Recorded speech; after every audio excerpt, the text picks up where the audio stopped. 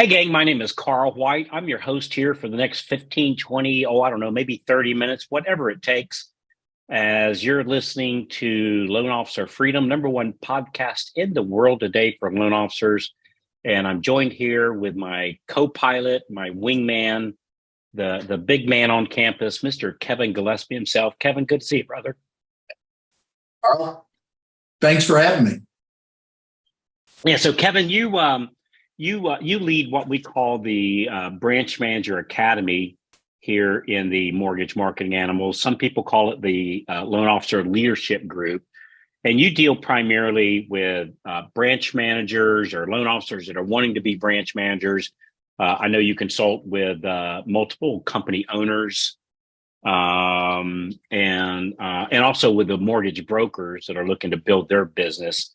Because I think sometimes, mortgage brokers are misconstrued that they're actually business owners, really, and it's a different set of needs and training that they need, regular, than the loan officer that works for the regular mortgage company. But anyway, today's topic is on getting builder business. So first of all, good to see you, my brother. Good to see you, man. It's always good to hang out with my friend. So I think the first question that comes in is, gee, I've got a person, they've been pre-approved, they're out looking, oh dear God, they're looking at new homes, right? They're looking at a builder home. Might as well throw in the towel. I'm not going to get this one. And we would say, or you would say, not so fast. There might be some plans here. So that's what we're going to talk about today. So I guess the first thing, Kevin, is why go after builder business? Well, it's a need in the marketplace, and here's why. Typically, the builder business, Carl, is about, call it, depending on the market, 10, maybe 15% of a marketplace. Well, today, with the lack of inventory in the resale market, builders can create their own inventory. And on average, across the nation, they're about 25% of the marketplace. And so that's one reason, because that's a big chunk of the market of homes being sold, right? And we have a tendency in the mortgage business to think, well, they've got a relationship with a lender. That's all tied up. As you said, I'm not going to get that business. But we have stats that show that's not necessarily true. We looked at one large national builder. I'm here in Austin, and they closed 138 homes. I may be off a couple of units, but about 138 homes in the last 12 months. Their mortgage company only got like 35 of them. So they're not capturing all the business that we have the perception, because the salespeople are trained, well, we have a mortgage company. It's just easier because a lot of loan officers call on them once. So, but with the right strategies, we have people that are in our group that are getting in and getting that builder business. And it's going to continue for a while because these people aren't putting their homes up for sale with their low interest rates. And so until that resale market changes, there's a big chunk of business you should be going after in the builder business. Absolutely. And if you get a good builder and they're selling in a neighborhood 10 or 12 homes a month, some of them, boy, that's better than a great agent often. So we should definitely be trying to get that business. Man, that's actually some shocking numbers there that I just did the real quick math. So a builder had 138 homes and only 35 of them went with their in-house mortgage company, that's like 28%. That's not that much difference than and I'm going to use in air quotes here, a normal in-house lender that might work for a Remax office or Keller Williams or any of those companies. That I think the national average is somewhere around 22. They capture 22%. This isn't that far from it. So in other words, most don't use the in-house company. So throwing in the towel too quickly could be a really big mistake on these people. Yeah, there are the large builders that go ahead and they capture maybe 60, 70, 80%, but that's not across the board. We looked at another one. Here's a perfect type of builder to go after.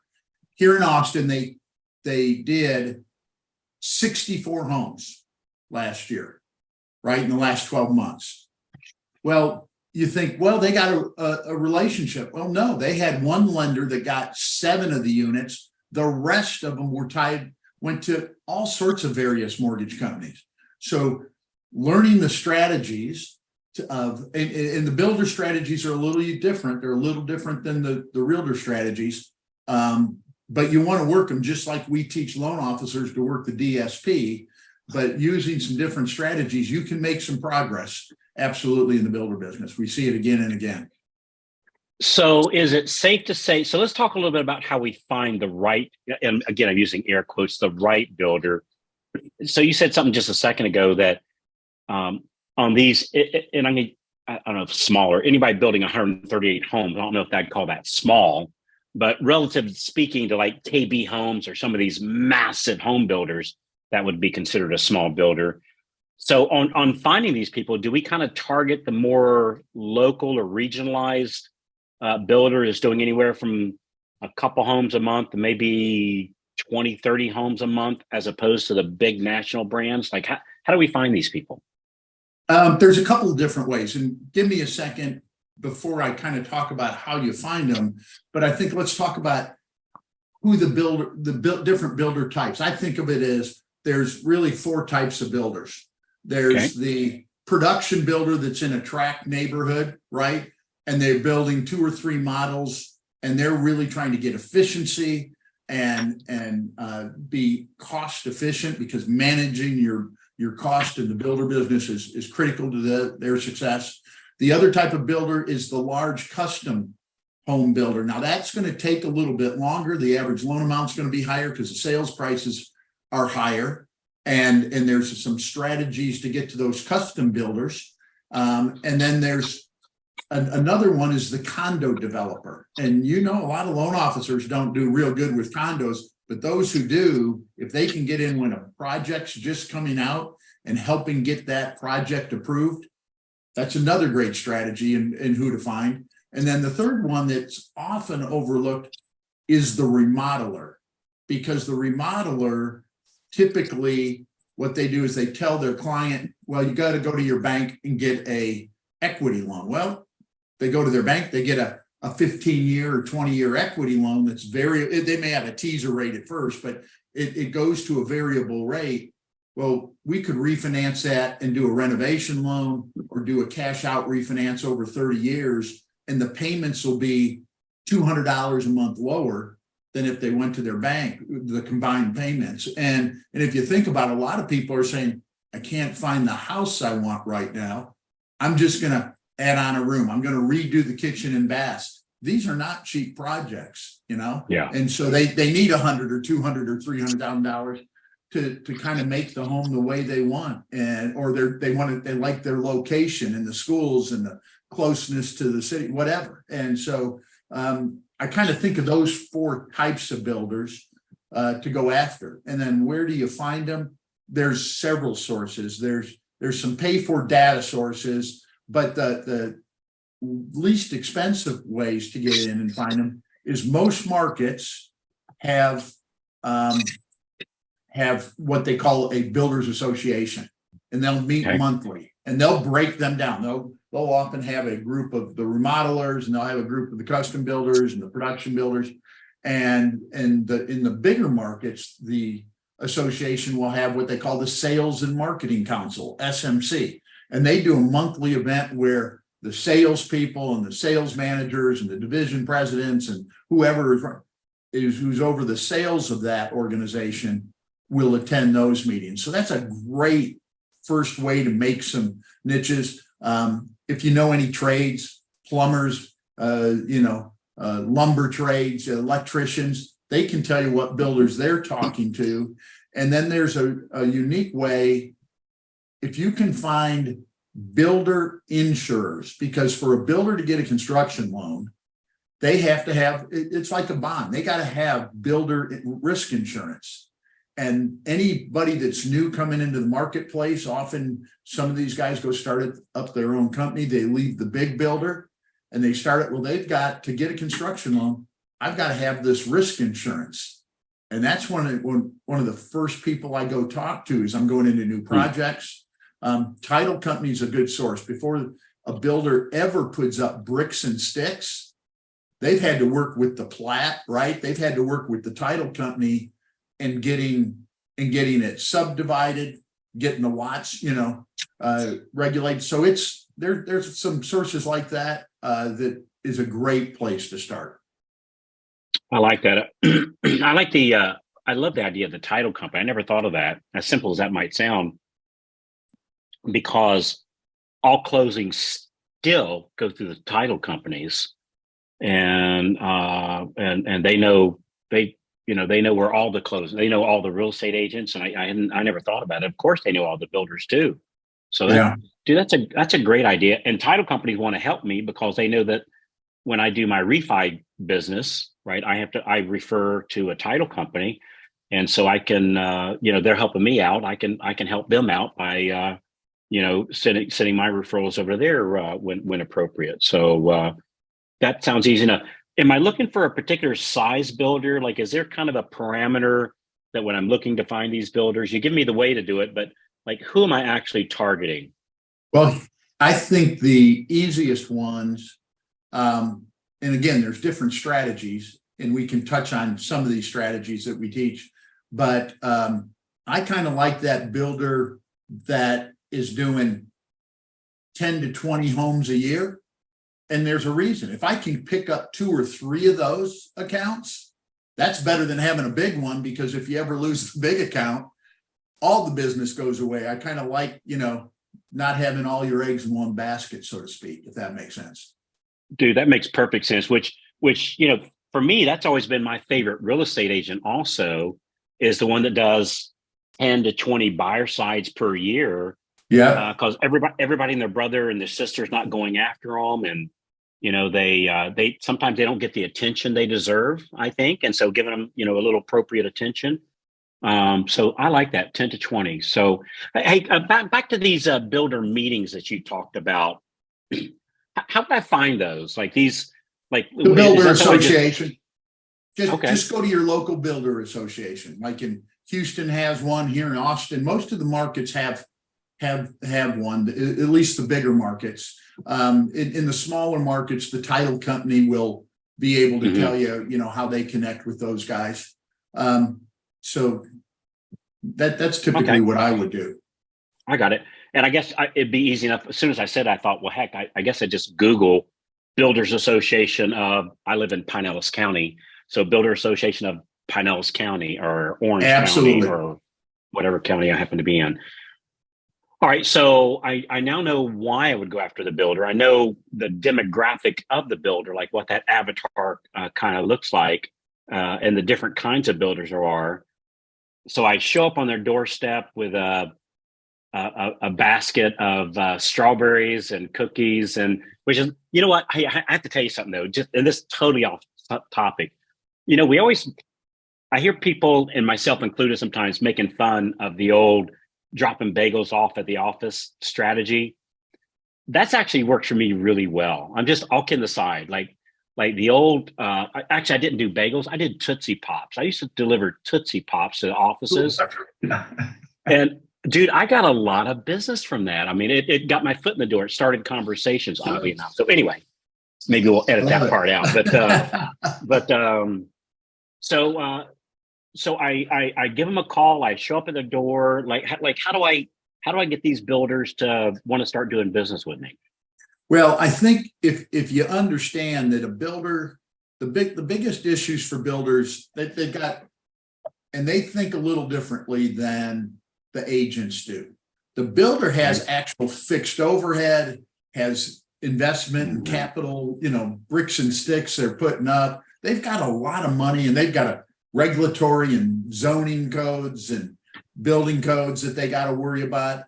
But they also have to worry about how they finance their business, because just like a mortgage company has a warehouse line, most builders will have a construction line, or they'll need a construction loan. So one way to get in there is if you can offer construction financing, and there's different ways to offer construction financing that we teach, but that's a great source, because if they're using you for their financing their business, you say, I want the takeout. That's typically what the terminology is. Okay, I'm going to get you set up here with construction lending, but I want to be your takeout lender, right? And so that's absolutely a great, probably one of the strongest strategies to have.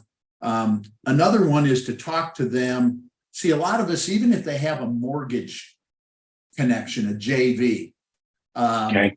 the truth is they don't make that much money unless you're one of the big national builders that has people on the front end, or they got both sides of the mortgage business, the back end and the front end. The vast majority of these builders have a joint venture of some sort, or some sort of marketing relationship.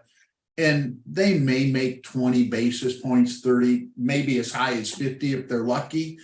The reason they're really in that relationship is not for that 25 basis points or so. The reason is, as lenders in the past, we've done such a bad job where we give somebody a pre-qual letter, and then the builder goes off that and they put in the colors, they put in the carpet and the granite and the tile to that person's liking. And then 2 weeks before closing, the mortgage lender goes, well, we're having a hard time getting them closed or qualified. The reason the builder is in the relationship is twofold. One, they want to know they can count on that pre-approval. So that's another conversation you've got to be able to have. And we have people who go in and they offer like a $7,000 guaranteed close on time. If it's the lender's fault, they would pay the builder that, or a portion of it per day, $500 a day or something, because that builder needs to know that person's going to close once they get that thing going. Otherwise, they invest thousands, and then if it doesn't close, they got not only do they have to find somebody that likes the carpet and the granite and the tile the way it is. Yeah. And then the other is there's a thing called cost to carry. The builder, every day that thing sits on that construction line, they're paying interest.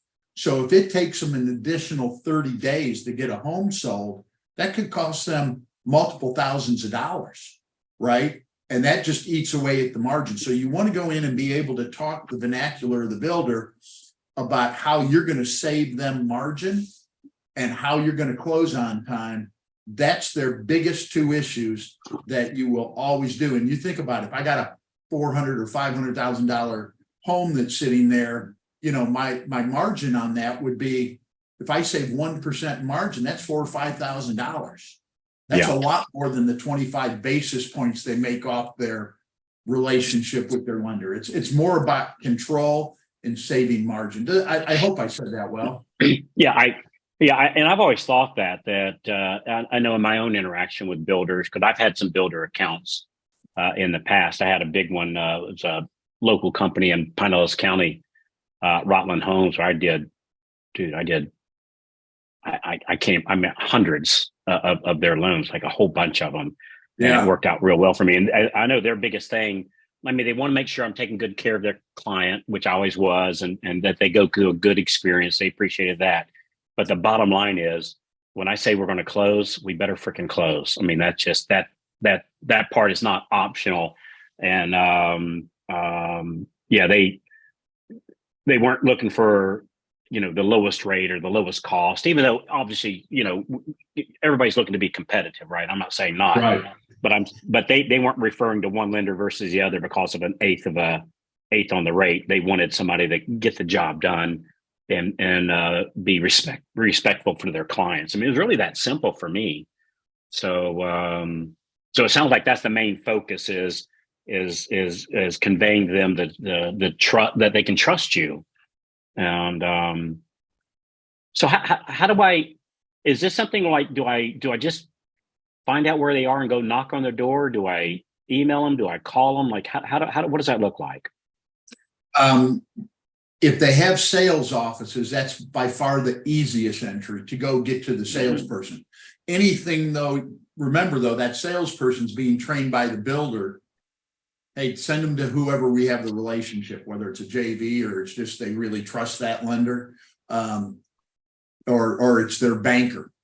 So another good source is talk to the local banks, a lot of these banks like that short-term construction loan, they may not even do takeout loans. Or if they do, their mortgage operation is probably not as good as yours. And so that's one source, plus a variety of product is a great product, even with the large builders. The nationally publicly held builders in the stock market back in 2008, they had to take back a lot of homes and buyback of loans. And so the marketplace, the stock market said, wait, you've never really sold that home if you still have the liability. So they will tend to be, with their mortgage lending operations, a little bit more conservative, and they won't have the unique product. We've got one guy that makes 7 digits or more a year, and a lot of his business is these national builders, and what he's offering is foreign national and non-QM and doctor loans, because the local bank that the builder's dealing with, or even the large national builder, they don't have the expertise, or they don't want to take the risk doing those sort of loans. But anything you can do to get above the salesperson, a sales manager, a division president, a company owner, they have so much more control of directing that business than a broker does with a real estate agent. And so anything you can do, and that's why getting involved in the associations, a great place to start and start networking and there's some sources. Of course, you can look up, who owns the company and who does what. There's different sources to do that, which we teach. But again, margin and how do they know that's going to sell? And then this unique product, that's just 3 great strategies to start getting in there. Yeah. But again, but Carl, it's just like the agents. You can't call on these builders once and think you're going to get them. It just like we teach with the DSP, right? It's the 6th, the 7th, the 8th, the 12th call. You got to be persistent and consistent with this and just building that relationship. Yeah. Yeah. And another thing about the builders is it's not just, we always talk about wanting to have a 4-legged stool instead of a 1-legged stool, that with a builder, understanding that each builder is its own vertical, it's its own source of business. So if I'm getting 4 builders referring to me, I don't have one source of new business. I've got 4 sources of new business, right? They might be the same. They might have in common that they're builders, but it's actually 4 different sources. So if one goes away, I still got the other 3, and always looking to add on to that. So, good stuff. The other thing that you'll find, and I'm not trying to throw anybody under the bus, that's not my style. Go ahead, throw them under the bus. I'll hold them down. You beat them up. Who we picking on? But the builder owned or the joint venture, those type of relationships, there's a couple things that people need to understand as loan officers is a lot of, you go to the sales office, one sales office, the person may be saying, yeah, no, have a relationship. Well, if that builder's got a neighborhood on the other side of town, you can talk to that salesperson. He goes, man, I can't stand the service with our lender. And I had a conversation with a friend of mine, salesperson with a fairly large builder here in the area. And he said, they just don't know how to talk to my people. And he sells a little bit higher end home. And they don't give the customer service because they kind of assume that they have that business coming to them. And so, again, finding, your service, your communication, persistently calling on them will make a difference, and then start weaving in some of these other strategies we've mentioned. And then there's a handful more. Absolutely. Yeah. Good stuff, man. Hey, so I know you mentioned 3 of the ways to get builder business. I know you on your training, I stopped counting at 11 different ways to get builder business. For our listeners, they want to get more free information about how to get more builder business. Where can we lead them at?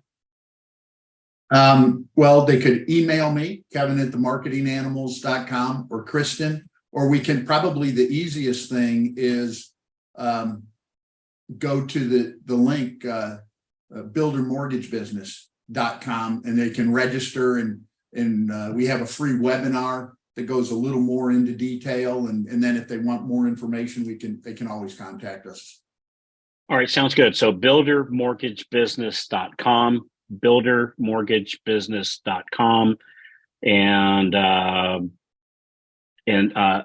when they do that, they'll either speak to you or Kristen, and they just pick a time and a date. Like it goes to, I think it asks you a couple questions just to help you and Kristen prepare for the call, and to help them best in the shortest amount of time, helping the loan officer or the branch manager or the broker, and then it takes them to a calendar link where they pick a time, like a 45-minute period with you and Kristen to go over even more of the builder mortgage business, how to get that business. So good stuff, man. It sounds like this is like the biggest no-brainer ever that builders. The thing about builders that I've always kind of liked, maybe. I'm always hesitant to say even better than the agents, because I believe in going after both of them. But there's no part-time builders, right? This is how they make their living. It's absolutely. And again, 25% of the marketplace right now, guys. That's big. It's almost, you shouldn't ignore it. Yeah, you can't ignore 20. In some areas, it's even more so. I was talking to somebody the other day, and I think they said they were like in the mid 40s. Yeah. Of all the home sales, I think it was, in this off the top of my head, I think it was 43%. Yeah. Were new builder homes. And dude, I'm looking around my neighborhood. I didn't think they had room for another house, but I can see like all these new developments opening up, and where I thought there was no property, but somehow they squeezed it in there anyway, because they got to. There's so many people, moving in, to the different states, and people are still being born every day, man. More people being born than dying, and they're the new generation buying homes. It's a really really big deal. Household formations increasing, absolutely, as the millennials are growing in the marketplace. Absolutely. Good stuff. So buildermortgagebusiness.com, buildermortgagebusiness.com. Kevin, dude, you're just always such a great source of information. I really appreciate what you do. You take things up to such a higher level. And for somebody that's just getting into business, this might be a little bit more, this is more of an advanced technique. So I'll direct this more to, if for those that's already been in the business, you already got a good book of business. Again, maybe a branch manager, maybe a company owner, maybe a mortgage broker that's already well established. This is a really, really, really good thing to tap into. Buildermortgagebusiness.com. Something I should have asked you today that I didn't, Kevin. You think we covered it? Did I miss anything? No, we touched the surface of it, but there's a lot more to it. So we'd love to help anybody that's interested. All right, sounds good. Kevin, I love you, man. You're just an awesome dude. Love you, friend. My favorite thing about you is you make me look smart, and that is not an easy task. So I really appreciate that. Well, that's just because that's like in school. I was the half of the class that made the top half possible. That's why. Yeah. Well, all right. Hey, listeners, be sure to go to buildermortgagebusiness.com. It's a free source of information on how to get more builder business. And we appreciate you. Hey, do us a favor. Forward this to 3 of your favorite loan officer friends that you think would benefit from this. Particularly, there would be like mortgage brokers in this particular instance, or maybe your branch manager. If you're not one, your branch manager, your district manager. This can be really good information for those people. So we appreciate you pouring into them. So thanks for letting us be a part of your day. And we'll talk to you when you call in. We'll talk to you when you call in, and we'll see you on the next episode of Loan Officer Freedom. Thanks again, everybody. Bye-bye.